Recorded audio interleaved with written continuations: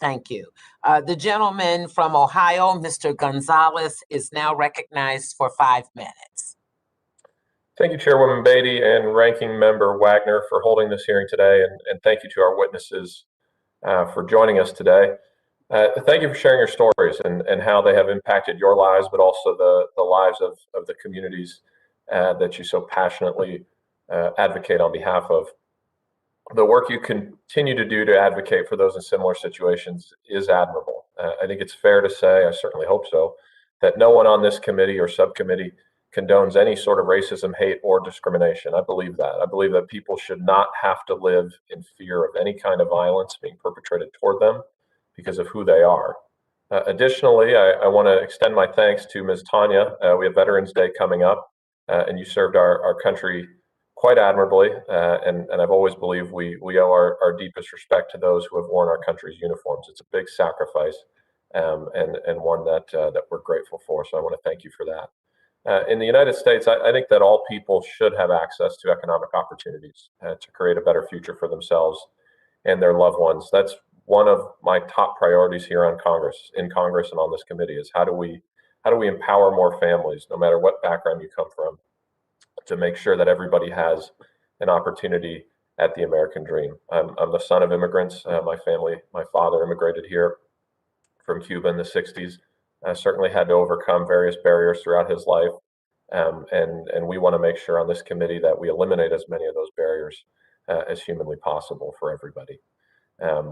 And with that, I have proudly supported home ownership legislation as one of those initiatives. I've been supporting legislation that would extend protections to people who are discriminated against based on sex or sexual orientation. No one should think that they should be denied housing access because of their sexual orientation or gender identity. I simply don't believe that's right. It's my hope that we can use this hearing to learn more on that topic and find effective bipartisan solutions where problems may exist. Ms. Tanya, I want to start with you, and I really only have one question because I think you mentioned it well in your testimony. You provided a list of ideas that HUD could implement to best benefit the LGBTQ plus community, particularly elders. One was to provide guidance to community partners and share best practices.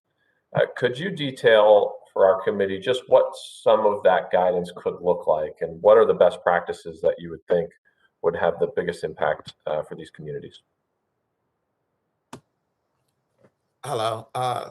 Well, first of all, definitely, we need cultural sensitivity training for all staff and folks doing business, with shelters. We need supportive housing, fully staffed supportive housing,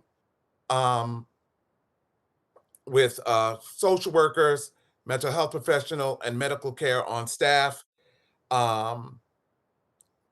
also need transitional and permanent housing to help address, the needs of our community.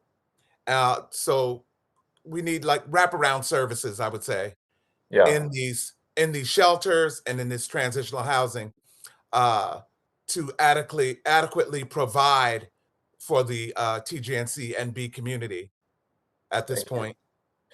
Just as a follow-up, on the sensitivity training side, I think that makes a lot of sense. I guess my question, when confronted with some of the challenges in the shelters with folks who may not be making folks feel as welcome as they otherwise should, is your belief that it's what I would call sort of accidental ignorance, like, hey, I just don't know exactly what to say and do in this situation. I don't want to be offensive, but I don't really know. Or do you think it's more willful discrimination, or it's sort of a combo of both? I believe it's a combo of both, and lack of cultural sensitivity training. I think during COVID, trans people that were in shelters were allowed to stay in their own room. I thought that was wonderful, and I like that model, and I think we should keep that model. Uh, Transgender people are not safe in single-sex shelters, which is the male or the female. So I believe that if trans people are housed in their own rooms, that it's safer for them. And I think that that they should have wraparound services in these shelters to help transgender folks succeed in society, and not have to return to the shelter. With also to have life skills training available, so they'll learn how to balance a checkbook, how to do credit, how to The do gentleman's things. time has Thank you. expired. But thank you. And I have a feeling we're going to be coming back asking you a lot of questions. Again, thank you. And thank you, Thank you. Mr. Gonzalez. The gentleman